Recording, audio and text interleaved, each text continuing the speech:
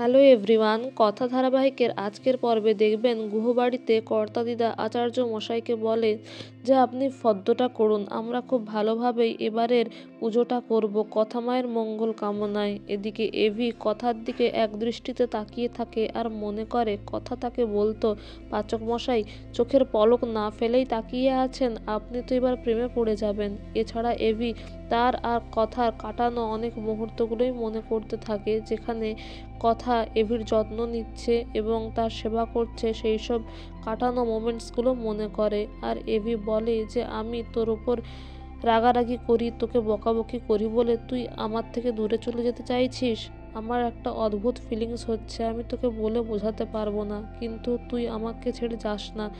আমি ছোটবেলা থেকেই মাকে ছাড়াই বড় হয়েছি, কিন্তু আমি তোকে ছাড়া থাকতে পারবো না, তুই আমায় ছেড়ে যাস না, আমার থেকে তুই দূরে চলে যাস না কথা।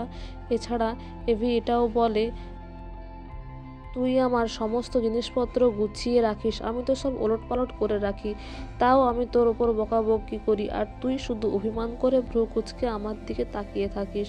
তবে আমি তোকে প্রমিস করছি আর তোকে বকবো না, এবার তুই অভিমান করলে আমি তোর অভিমান ভাঙাবো।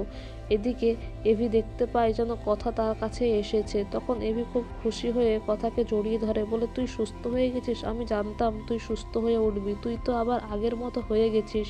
এদিকে কথা বলে, পাচক মশাই এই নিন শঙ্খপুষ্পীর রস। তখন এভি বলে, আবার আবার তুই এই স্বপ্ন সুন্দরী। তখন কথা বলে, না শঙ্খপুষ্পী, এ কদিন যা গেছে আপনাকে এটা খেতেই হবে। এভি বলে, তুই আবার আমাকে ব্ল্যাকমেল করছিস, কিন্তু সে কথা শুনে করে সে বাধ্য ছেলের মতো খেয়ে নেয়। তখন কথা বলে, এই তো আপনি বাধ্য ছেলে হয়ে গেছেন, আর এই দেখুন আমার করমচা গাছ। তখন এভি বলে, হ্যাঁ আমি তোর জন্য এটাকে যত্ন করেছি। কথা বলে, আপনি এটাকে আগের মতো করে তুলতে পারবেন তো পাচক মশাই, আগের মতো ফল ফুল পাতায় ভরিয়ে দিতে পারবেন তো পাচক মশাই, বলুন আপনি পারবেন তো।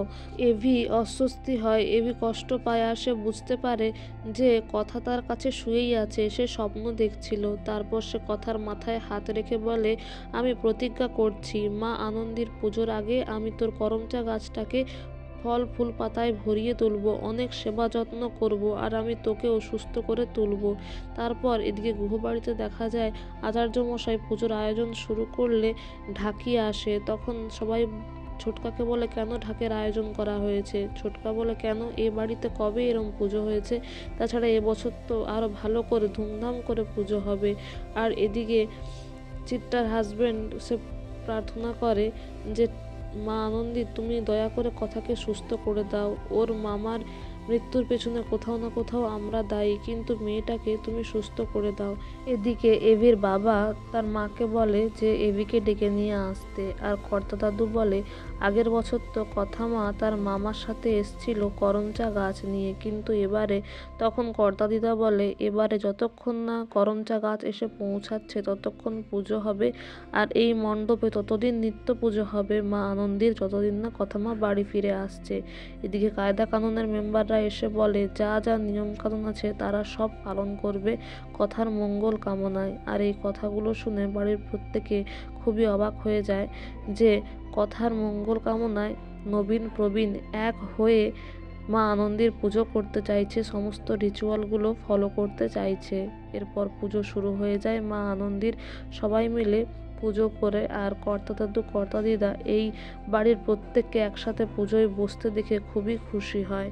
আগামী পর্বে আপনারা দেখবেন যে এভি করমচা গাছটা নিয়ে এসে বলে, মা আনন্দী কথা তোমাকে করমচা গাছ দেবে বলে অনেক যত্ন করেছিল, কিন্তু সেই হাসপাতালে শুয়ে আছে, তুমি দয়া করে কথাকে সুস্থ করে দাও, কথাকে তুমি আমার কাছে ফিরিয়ে দাও।